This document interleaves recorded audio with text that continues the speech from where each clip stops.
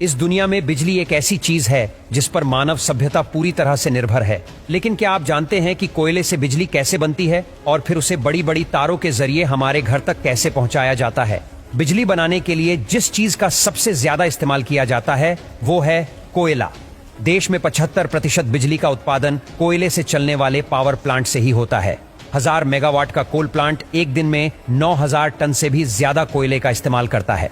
यानी कि अगर एक मालगाड़ी में 100 टन कोयले के 90 डिब्बे है तो उस पूरी मालगाड़ी का इस्तेमाल एक ही दिन में हो जाएगा। यानी कि एक साल के लिए कोयले से भरी 365 ट्रेन की जरूरत होगी। अब बिजली बनाने के लिए बॉयलर से लेकर टरबाइन और जनरेटर तक कई बड़े बड़े उपकरणों को चलाने की जरूरत पड़ती है, जिन्हें चालू करने में ही कई घंटे लग जाते हैं। ऐसे में कोयले से चलने वाला पावर प्लांट 24 घंटे काम करता रहे तो ही सस्ते में बिजली बन सकती है।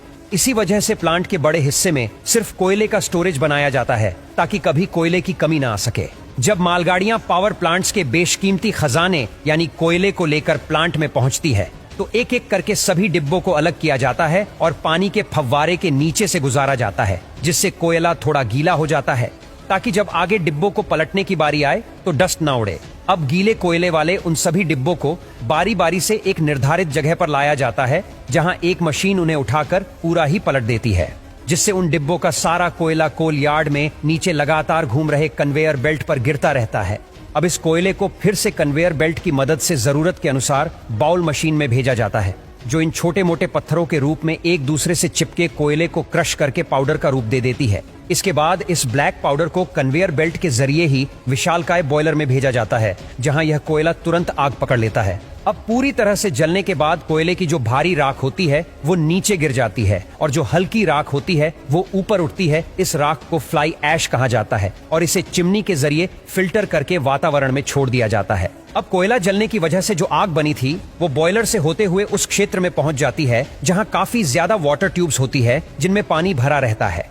ये सभी ट्यूब्स हीट करके पानी को स्टीम यानी भाप में बदल देती है। जब ये स्टीम सुपरहिट हो जाती है तो पाइप का आगे वाला हिस्सा खोल दिया जाता है, जिससे स्टीम उन्हीं पाइप से ट्रेवल करते हुए आगे पहुंचती है। अब हम भाप को लेकर पावर प्लांट के उस हिस्से में पहुंचे जिसके बिना बिजली बनाना नामुमकिन है। जी हाँ, हम बात कर रहे हैं टरबाइन की, जो पाइप से निकली स्टीम यानी हाई प्रेशर वेपर की मार खाते हुए तेजी से घूमने लगती है। अब टरबाइन के घूमने की वजह से एक हाई मैकेनिकल एनर्जी जनरेट होती है, जिसे तुरंत एक बड़े जनरेटर में भेजा जाता है और इसी मैकेनिकल पावर की वजह से उस जनरेटर की मैग्नेटिक फील्ड डिस्टर्ब हो जाती है और उनमें इलेक्ट्रिसिटी जनरेट होने लगती है।